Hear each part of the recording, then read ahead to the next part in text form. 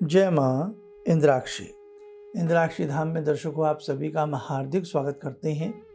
आइए इस विशेष अंक में हम बात करते हैं जन्माष्टमी के पर्व के बारे में। जय कन्हैया लाल की, हाथी घोड़ा पाल की। इस बार जो जन्माष्टमी का पर्व है ये बहुत मुख्य रूप से हमें प्राप्त हुआ है। वो कैसे? जैसे हर बार करीब करीब 2 दिन जन्माष्टमी हम लोग मना लेते थे। अच्छी बात है, भगवान का जितना गुणगान किया जाए उतना ही अच्छा है। लेकिन इस बार हमें दिन सोमवार भी मिल रहा है, रोहिणी नक्षत्र भी मिल रहा है और ये जयंती काल की बेला हमें अनेकों वर्षों के बाद प्राप्त हुई है। इस बार का ये पर्व आप बहुत अच्छे से मनाना होगा और ध्यान रखें, जितना भगवान श्री कृष्ण के मंत्रों का जाप इस बार की शुभ बेला में, शुभ घड़ी में आप कर लेंगे उतना ही आपके लिए लाभकारी सिद्ध होगा। अब ये पर्व हमें कब मनाना है? 30 अगस्त सन 2021 दिन सोमवार को ये पर्व मनाया जाएगा। मैंने इसीलिए ये अंक थोड़ा सा 2-4 दिन पहले बना दिया है ताकि आप सब लोग पहले से ही क्या क्या पूजन का सामान हमें चाहिए और कौन कौन से मंत्र भगवान श्री कृष्ण के हमको पढ़ने चाहिए वो आपको पहले से ही पता लग जाए। अब आइए हम भगवान श्री कृष्ण की जय बोलते हुए आपको मिश्र जी की 2 लाइनें सुनाते हैं। ये वास्तविकता है, बहुत ही भाग्य से हमें ये पर्व प्राप्त होते हैं।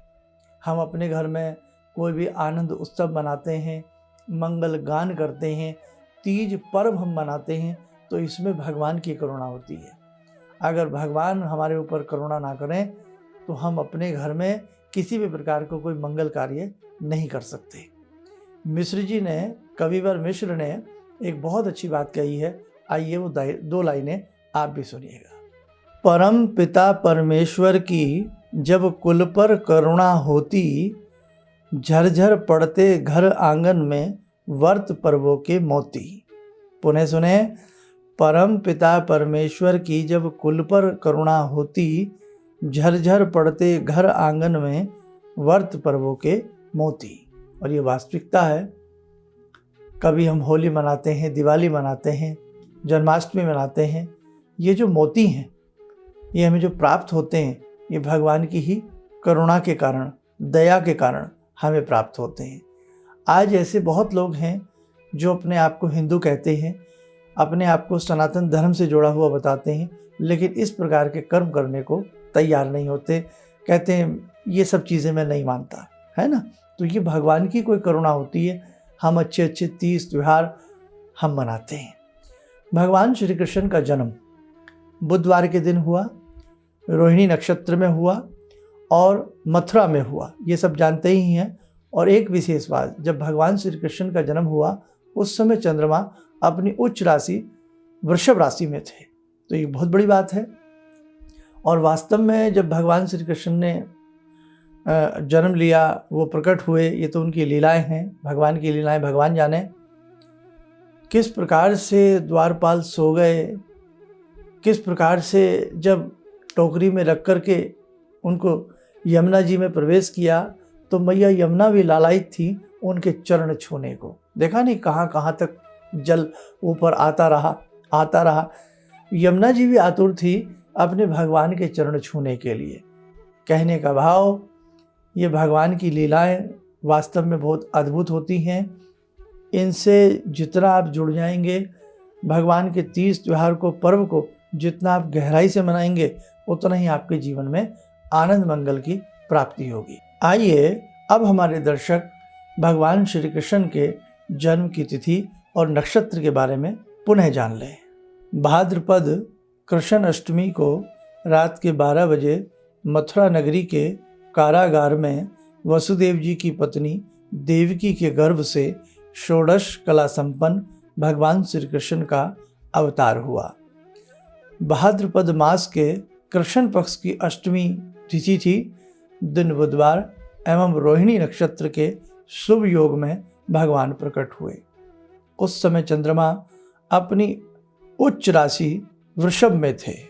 पूर्ण पुरुषोत्तम विशंबर प्रभु का भाद्रपद मास के अंधकार में पक्ष कृष्ण पक्ष की अष्टमी तिथि को अर्धरात्रि के समय प्रादुर्भाव होने का भी एक कारण है।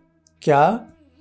निराशा में आशा का संचार होना, कि जहाँ सभी निराश हो चुके थे, कंस किस प्रकार से आताताई बना हुआ था, कैसे परेशान कर रहा था और कैसे कैसे कंस के कारनामे सभी जान रहे थे, और वहाँ पर जब भगवान श्री कृष्ण प्रकट होते हैं तो वास्तविकता है कि निराशाएं दूर हो जाती हैं और आशाओं के दीप पुलकित हो जाते हैं। ऐसे ही जब एक भक्त, एक साधक अपने जीवन में अपने आराध्य को भजते भजते अपनी भक्ति को बड़ा बनाता है, उसके जीवन का भी अंधकार दूर होता है। भगवान अवश्य प्रकट होते हैं और अपने भक्त की लाज रखते हैं, और लाज रखने के साथ साथ उसकी समस्त मनोकामनाओं को पूर्ण करते हैं। डूबते हुए गजराज को देखो, गजेंद्र मोक्ष की रचना हो गई, पाँव मगरमच्छ ने पकड़ लिया, और जब गजराज ने उनकी स्तुति की, वंदना की, तो गजेंद्र मोक्ष बन गया। डूबते हुए गज की रक्षा की गई, है ना। द्रौपदी का चीर किस प्रकार से हरण हो रहा था, भगवान श्री कृष्ण ने लाज बचाई।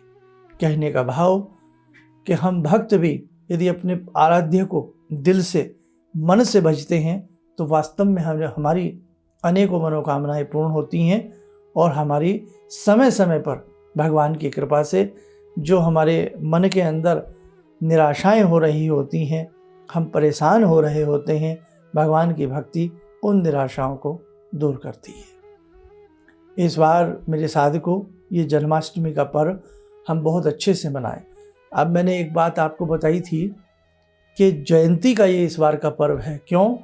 क्योंकि अष्टमी तिथि का जो संयोग है इस बार वो सोमवार को है। सोमवार में यदि अष्टमी तिथि हो और रोहिणी नक्षत्र हो, हालांकि पहले कौन सा नक्षत्र है, सुबह सुबह में कृत्तिका नक्षत्र है करीब 6:30 पौने 7 के आसपास तक, उसके बाद दिन भर रोहिणी नक्षत्र लगेगा, और जब भगवान श्री कृष्ण का प्रादुर्भाव हुआ रात्रि में 12 बजे, तो उस वक्त रोहिणी नक्षत्र था। ठीक है, तो जब यदि ऐसी स्थिति जब भी आती है, वो जयंती काल कहलाता है ना, बहुत अच्छा होता है। अब हमें क्या करना है, जन्माष्टमी के दिन जो व्रत रखना चाहें वो बहुत अच्छे से व्रत रखें।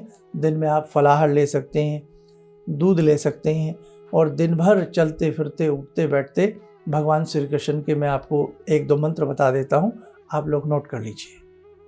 ओम नमो भगवते वासुदेवाय। दोबारा लिखें, ओम नमो भगवते वासुदेवाय। दूसरा मंत्र लिखें, ओम क्लीं कृष्णाय नमः। ओम क्लीं कृष्णाय नमः। अब ये मैंने आपको अब ये 2 मंत्र बताए हैं। इन दोनों मंत्रों में से आपकी जिह्वा पर जो आसानी से मंत्र चढ़ जाता है, उस मंत्र को दिन भर चलते फिरते अजपा रूप में जपते रहें। देश भर में आज बहुत सुंदर सुंदर झांकियाँ आज के दिन सजाई जाती हैं। भगवान श्री कृष्ण के लिए हिंडोला लगाया जाता है, पालना लगाया जाता है, और रात्रि के 12 बजे फिर उस पालने को झुलाया जाता है, क्योंकि रात्रि के 12 बजे ही अष्टमी की रात्रि में भगवान श्री कृष्ण प्रकट हुए।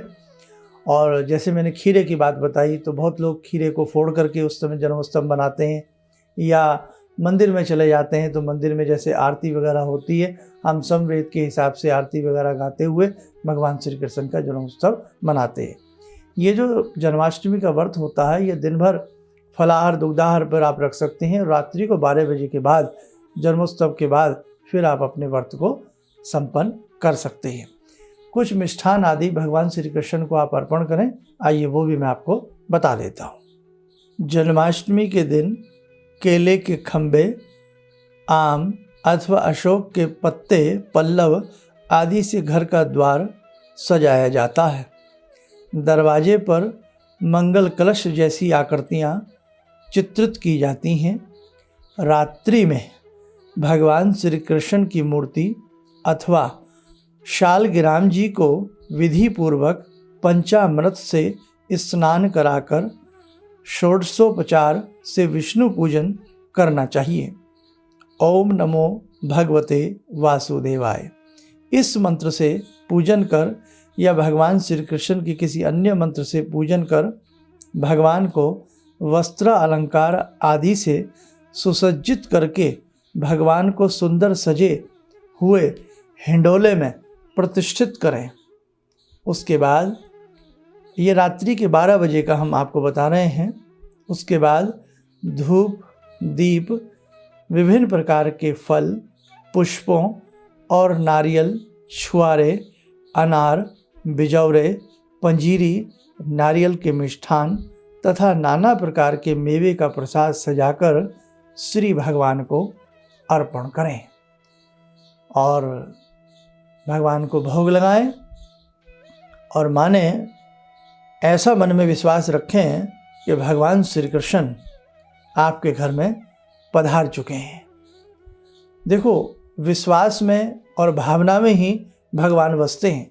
और 1-2 लाइनें हम और बता देते हैं जो आपने नमस्कार करते हुए प्रभु के समक्ष बोलनी है। हाथ में पुष्प तुलसी दल लेकर भगवान श्री कृष्ण का आवाहन करें और भगवान को आसन प्रदान करें और कहें, हे जगतपते, हे जगन्नाथ, हे पुरुषोत्तम, अपने पार्षदों एवं भगवती देवी सहित बैकुंठ से अवतरित होकर आप मेरे घर में सपरिवार विराजें।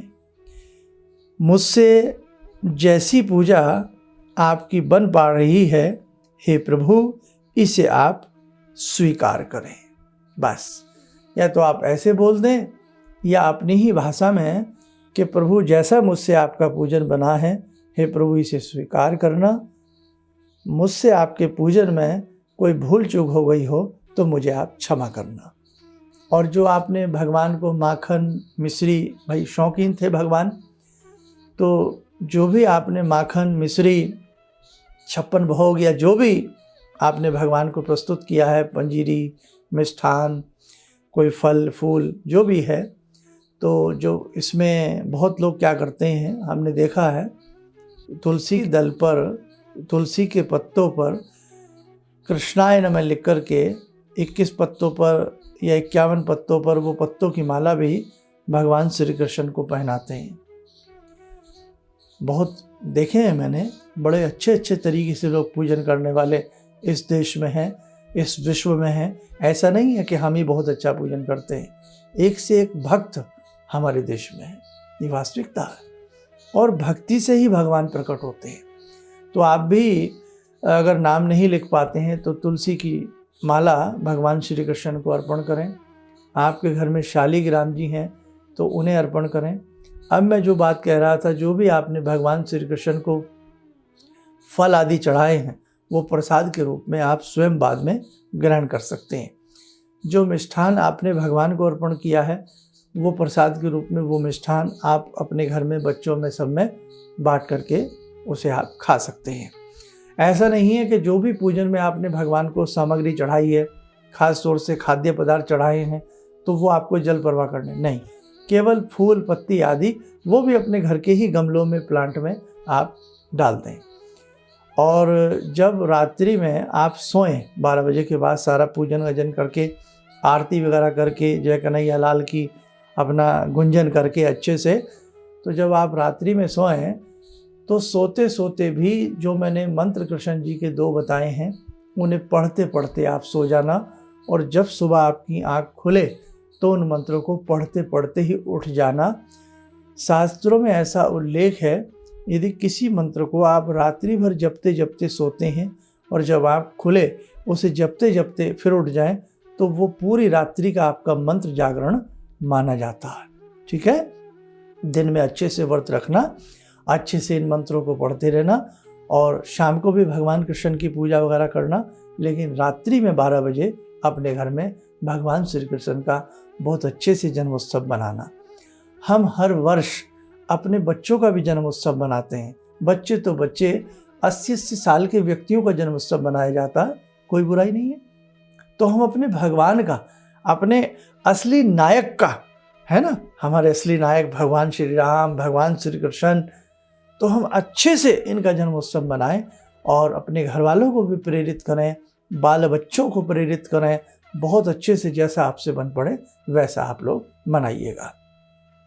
ध्यान रखें, ये 30 अगस्त की जो तिथि है, दिन सोमवार है, ये बहुत ही पुण्य कर्म हम सब ने किए हैं जो हमें प्राप्त हुई है। बड़ा दुख होता है, कोरोना काल में न जाने कितने हमारे हमसे बिछड़ गए हैं। सबकी आत्मा को शांति मिले, भगवान श्री कृष्ण सबके ऊपर कृपा करें। और भगवान श्री कृष्ण के और भी अनेकों ऐसे मंत्र हैं, जैसे श्रीमद् भागवत गीता का स्वयं सिद्ध मंत्र है, इसको सिद्ध करने की आवश्यकता नहीं होती है। कृष्णाय वासुदेवाय हरे परमात्मने प्रणत क्लेश नाशाय गोविंदाय नमो नमः, इस मंत्र को भी पढ़ सकते हैं। कृष्णाय वासुदेवाय हरे परमात्मने प्रणत क्लेश नाशाय गोविंदाय नमो नमः, बहुत अच्छा मंत्र है, कलेशों को दूर करता है, मानसिक इच्छाओं को पूर्ण करता है। दिन में चलते फिरते उठते बैठते इन मंत्रों को पढ़ सकते हैं। कुछ बातें मैं कई बार दोहरा जाता हूँ, किस लिए? आपके लिए, ताकि आप किसी भी चीज़ को अच्छे से समझ सकें और उसे ना भूलें। शालिग्राम जिनके घर में हैं, तो दिन में ही शालिग्राम जी को अच्छे से स्नान करा करके, चंदन आदि लगा करके, तुलसी का पत्ता उन्हें अर्पण जरूर कर देना। और रात्रि में जब 12 बजे आप भगवान श्री कृष्ण का जन्मोत्सव मनाओगे, तो उस वक्त भी शालिग्राम जी पास रखना, उनका भी विधि विधान के साथ कृष्ण जी के साथ साथ पूजन आदि करते रहना। अद्भुत महिमा है कि हमारी डोर हमेशा भगवान के हाथ में होती है, लेकिन जन्माष्टमी की रात्रि में भगवान की डोर भक्त के हाथ में होती है। देखा नहीं कैसे उनके पालने को आप प्रेम से झुलाते हैं, वो डोर आपके हाथ में होती है। तो कहते हैं ना, भगवान भी भक्त के वश में ही होते हैं और किसी के वश में नहीं होते।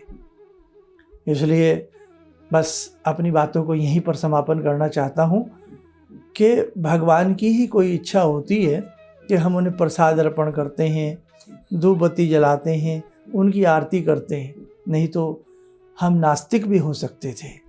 हम कहते हैं ना, गंगा किनारे रहकर भी शायद गंगा में बहुत लोग डुबकी नहीं लगाते हैं। तो वही वाली बात है कि हमारे अंदर जो ये आस्तिक रूप आया है, भगवान को मानने की जो आसक्ति हमारे अंदर उत्पन्न हुई है, उसका कारण भी प्रभु ही है।